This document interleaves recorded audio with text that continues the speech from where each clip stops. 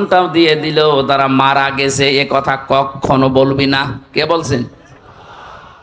বাংলার মানুষেরা মানুষ যেহেতু কথা বলে মুখ দিয়ে, এই জন্য আল্লাহ মুখের ওপরে হাতে নিষেধাজ্ঞা দিয়েছেন, মুখ দিয়ে কথা কখনো বলবি না। বাল আহইয়াউন, বরং তারা জীবিত, ওয়ালাকিন লা তাশউরুন, কিন্তু তোমরা টের পাও না। তাই মুখের পরে মানুষ যেহেতু ধারণা করতে পারে, অন্তর দিয়ে ধারণা করে কি দিয়ে? জবাব দেন না কেন? এই জন্য অন্তরের উপর আল্লাহ নিষেধাজ্ঞা দিয়েছেন। ওয়ালা তাহসাবান্নাল্লাযীনা কুতিলু ফী সাবিলিল্লাহি আমওয়াতা বাল আহইয়াউন ইনদা রাব্বিহিম ইয়ারযাকুন। সূরা আলে ইমরান 4 নম্বর পারা 11 নম্বর পৃষ্ঠা 9 নম্বর লাইনের 169 নম্বর আয়াত। এটা তাফসিরে তাবারিতে আছে। আল্লাহ পাক বলেন, ধারণাও করবি না যে যারা আমি আল্লাহর জন্য জীবনটা দিয়ে দিল, যারা মরে গেছে, এ কথা ধারণাও করা যাবে না। বাল আহইয়া, আল্লাহ বলেন বরং ওরা জিন্দা, জীবিত। ইনদা রাব্বিহিম ইয়ারযাকুন, ওরা রবের কাছে রিজিক পাচ্ছে। ভাবনাবাসী আমরা জানি মানুষ জেগে থাকলে খায়, ঘুমিয়ে থাকলে খাওয়া লাগে। ওরা যেহেতু জীবিত, জিন্দা।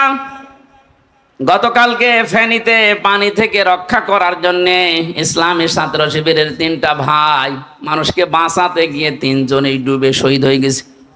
আপনি কে শহীদ বলতে রাজি না? বলে না, ওনারা গেল কেন? আরে শয়তান, গেল কেন মানে? মানবতা আজ বিপন্ন,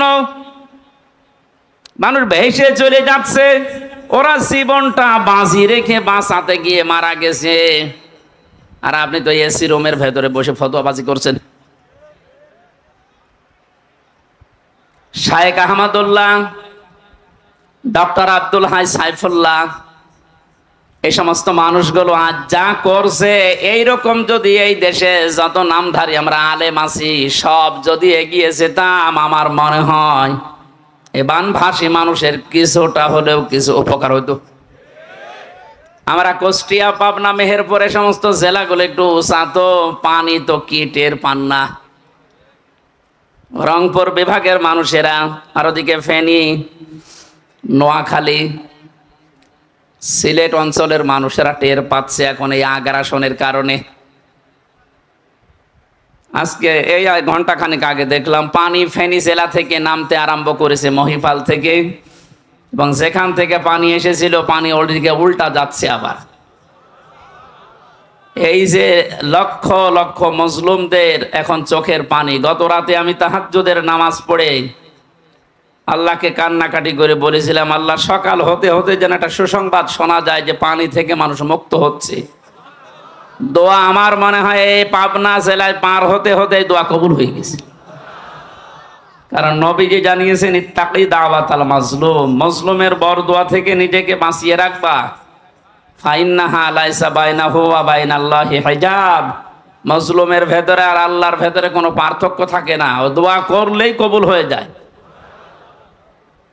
এই জন্য মজলুমের চোখের পানি যত পড়ছে, আল্লাহ রাব্বুল আলামিন আমার মনে হয় দোয়া কবুল করে এই বানভাসী মানুষদের দুঃখ কষ্ট লাঘব করছে। ইতিহাস যেটা পড়েছি, ফেরাউন ধ্বংস হওয়ার পর এবং হস্তি বাহিনীর যে নাম শুনি আমরা, কাবা ঘর ভাঙতে এসেছিল, পৃথিবীর বড় বড় জালেম দুনিয়ায় যারা বিদায় নিয়েছে, এরা বিদায় নেওয়ার পরে কয়েকটা চিহ্ন নিদর্শন পৃথিবীর মানুষ দেখেছে। তার ভেতরে এই বৃষ্টি একটা, পানি একটা, বন্যা একটা, যাই বলেন, এগুলো 1 দিন 2 দিন 5 দিন 40 দিন একাধারে স্থায়ী হওয়ার কারণে ওই এলাকাকে আল্লাহ এমন ভাবে উর্বর করে দিয়েছে, ওদের অভাব অনটন আল্লাহ ওইটার কারণে দূর করে দিয়েছে। সুতরাং আপনারা ক্ষতি করার জন্য যেটা করছেন, এটা আমাদের উপকার হবে ইনশাআল্লাহ। আজকে এই যে নাটোর থেকে আমার সাথে এক ভাই উঠলো, কি মাওলানা মোজাম্মেল হক, উনি আসার সময় বলছিল আমার রেখেছিল জেলখানার ফাঁসির কন্ডেম সেলের ভেতরে। আমি যে 3 বছর ছিলাম, আমার সাধারণভাবে দেয়নি, ওই ঘরের ভেতরে 24 ঘন্টা তালা লাগানো। উনি বলছিল ভাই আপনার উপকার হয়েছে, কারণ ওয়ার্ডে থাকতে দিলে সারাদিন এই গল্প স্বল্প সময় কেটে যেত। আপনি যেহেতু সময় পেয়েছিলেন, একটু পড়াশোনা করতে পেরেছেন, আলাদা একটা ইবাদত করে স্বাদ পেয়েছেন। আসলেও ঠিক, ওরা চেয়েছিল আমারে কষ্ট দিতে, যোগাযোগ বিচ্ছিন্ন করে। আল্লাহ আমারে কোরআনে কারিমের সাথে সম্পর্ক তৈরি করার জন্য সময়টা আমাকে উপহার দিয়েছে। কষ্ট হয়েছে স্ত্রী সন্তান মা বাবা থেকে বিচ্ছিন্ন থাকার কারণে, কিন্তু উপকার হয়েছে। আমি যে তথ্যগুলো কোরআনে কারিম থেকে, ওখানে ৭৬ জন আলেম আমরা ছিলাম, একে অন্যের কাছে যা যা নিতে পেরেছিলাম ওইগুলো এখন আরো লেখাপড়া বাড়িয়ে জাতির কাছে আমি এখন মন খুলে ডেলিভারি দিতে পারবো। আল্লাহ যেন আমাকে তাওফিক দেন, আমার শরীরটা সুস্থ রাখেন। শরীরে আসলে কোলাচ্ছে না, ওরা যা খাওয়িয়েছে ৩ বছর, স্বাভাবিক হতে একটু সময় লাগবে। তারপরও আপনাদের মতো মানুষের দোয়া পেলে আমি ইনশাল্লাহ সুস্থ হব। মাহফিলের প্রধান অতিথি হাফেজ মাওলানা ইকবাল হোসাইন, উনি যাওয়ার সময় বলছিলেন যে কমিটির ছেলেরা এখানে যে টাকা পয়সাগুলো কালেকশন করছে, এর খরচ বাদ দিয়ে টাকাগুলো তারা বানভাসী মানুষের এই দুঃখ কষ্ট লাঘব করার জন্য পাঠাবে। এক মুসলমান আর এক মুসলমানের উপরে যে 6টা হক আছে, অধিকার আছে, তার ভেতরে এইটা একটা, যে ও বিপদে পড়লে আপনি এগিয়ে যাবেন। এই জন্য আহ্বান জানাচ্ছি, এই পাবনা থেকে, এই সিরাজগঞ্জ, কুষ্টিয়া, এত দূর থেকে সেই ফেনীতে যাওয়া আসা করে আপনার অনেক টাকা খরচ হয়ে যাবে। যদি 10,000 টাকা 20,000 টাকা কেউ দিতে চান, আমি আজকে সকালে পাঠিয়েছি এবং কালকেও দেবো ইনশাল্লাহ।